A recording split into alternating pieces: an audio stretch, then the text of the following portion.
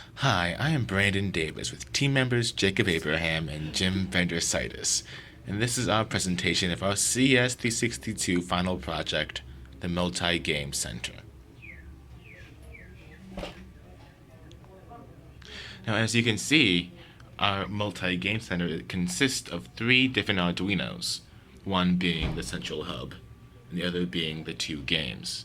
In our case, we have Simon Says and the game Bop It. Bop It was a kid's favorite toy in the 90s. The game consisted of a rod with three functions on it: twist it, bop it, and pull it. The player would be commanded to perform one of these three functions, and then they had to do it within a time limit without messing up. So we have a similar implementation of this game, where we have three functions as well, with twist it being the potentiometer, press it being a button, and flick it being a joystick. Instead of being prompted by a voice command, instead prompted by the serial monitor. Now, as you can tell, the command gets uploaded to the serial monitor, where then the player has to then respond to it, the player in this case being Jim. So, in the flick it command, when Jim flicks it, it's prompted a new command. Now the game will continue like this from anywhere to 4 to 8 commands until a round is finished.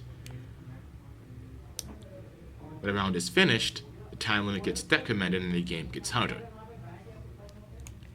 The game will continue in this fashion, with the time limit being decreased between actions until the player loses. Simon Says was a game in the 80s. A fan favorite, the game consisted of a device with 4 pads. The pads would light up and play a pitch. The game would then give you a sequence of pads to go and press, and the player would have to press those pads in the right sequence. For our implementation, we have 4 LEDs, each corresponding to the classic colors, with one button corresponding to each LED. For our game, the first light will continuously flash until it's time to play. So we'll begin. Now, each LED corresponds to a different pitch that is being played by the speaker right now.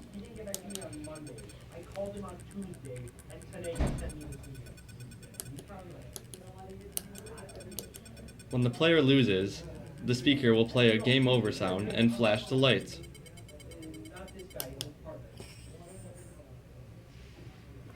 As you can see in the central hub, the score updates and the high score updates as well. So this is our central hub of our game center. The first component you see here is the LCD display that shows the score and the high score of the game you're playing. The next device we have is the 8 ohm speaker. What this is used for is playing different pitches for the Simon Says game, as well as saying game over when the user is done playing. Finally, we have a toggle switch, which allows the user to switch between playing Simon Says or the Bop It game by simply switching the toggle.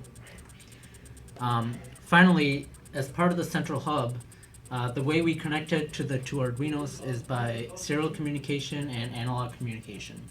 So for Simon Says, we use serial communication since it did not require using the serial monitor for gameplay.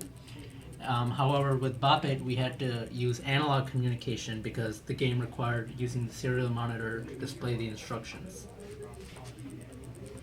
So here I'm going to show our feature of switching the games.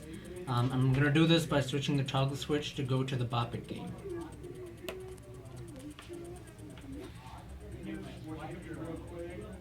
So as with all ambitious projects, there are always some bugs and things that don't go according to plan.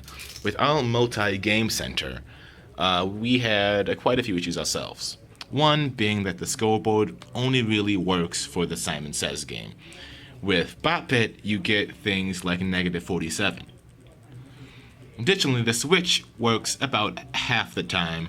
Occasionally it can desync and the games don't really work up. We also had problems with the communication. They wouldn't. It's mostly ironed out, right? Pretty much. Yeah, yes, but occasionally we have bugs here and there.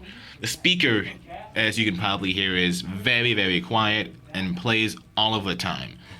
So that was another bug that we couldn't really figure out, but And another challenge we had with the speaker was we were not able to play multiple sound files, so we could only resort to playing one short sound file. And tones.